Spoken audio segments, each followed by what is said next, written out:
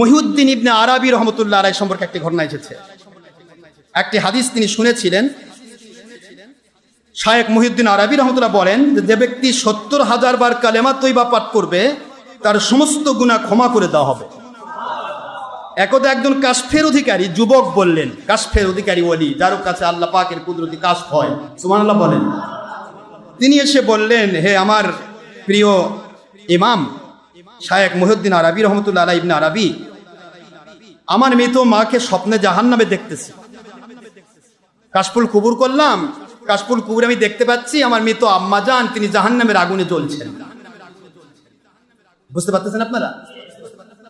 ইমামে মহিউদ্দিন আরাবী বলেন, আমি ওই মুহূর্তে আমার হাদিসটির ব্যাপারে আমি সহিহ সনদ যেহেতু পাই নাই, ৭০,০০০ বার কালেমা পড়লে ওই ব্যক্তিকে গুনাহ মাফ করে দেওয়া হয়, এই হাদিসের সহিহ সনদ পাই নাই।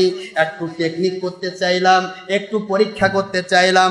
যেহেতু ছেলেটির কাশফ খোলা রয়েছে, এবার ছেলেটিকে মনে মনে মনে মনে মনে মনে আমি আমার আল্লাহর কাছে ওই ছেলেটির জাহান্নামী আম্মার জন্য আমার পড়া ৭০,০০০ কালেমা তৈয়বা দান করে দিলাম।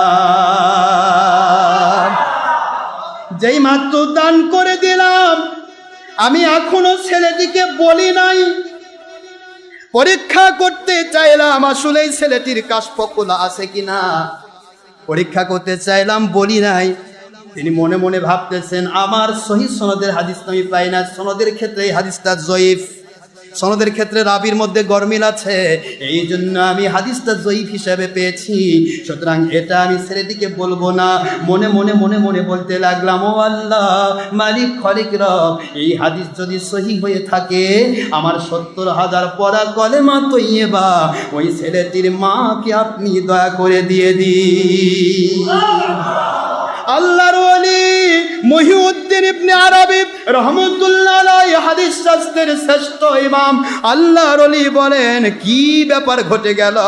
কাশফওয়ালা ছেলেটিকে তো বললামই না আমি তোমার মায়ের জন্য দোয়া করলাম, বললামই না আমি তোমার মায়ের জন্য কিছু পাঠালাম। ছেলেটির সামনে দাঁড়ানো ছেলেটিকে বললাম, বাবাজি কিছুই বই না কোদা। এই কাশফের অধিকারী ছেলেটি যখন আমাকে বলল, আমি মনে মনে যখন তার মায়ের নামে, যখন জাহান্নামী মাটার নামে ছেলেটি দেখতেছিল মা তার জাহান্নামে জ্বলছে, এই সময় ৭০,০০০ কালেমা তৈবা যখন আমি তার দিকে নিসবত করলাম মনে মনে, ছেলেটি চেঁচিয়ে উঠে বলল, ও আল্লাহর ওলি কি ঘটলো জানি না, আমার মা এখন জান্নাতে ভিতর ঘুরতেছে। আল্লাহু আকবার বলেন।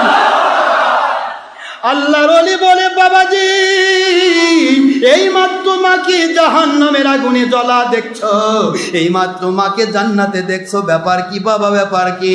আল্লাহর ওলি বলে, হুজুর ছেলেটি ছিল কাশফওয়ালা আল্লাহর ওলি, তিনি বলেন, হুজুর কি ঘটেছে জানি না, তবে মা এখন আমার জান্নাতি নিয়ামত প্রাপ্ত।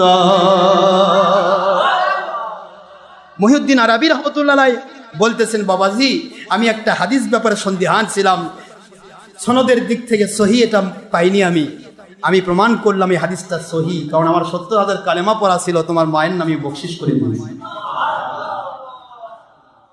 এইভাবে হাদিস সহিহ আর জাল বোঝা যায়। সুবহানাল্লাহ।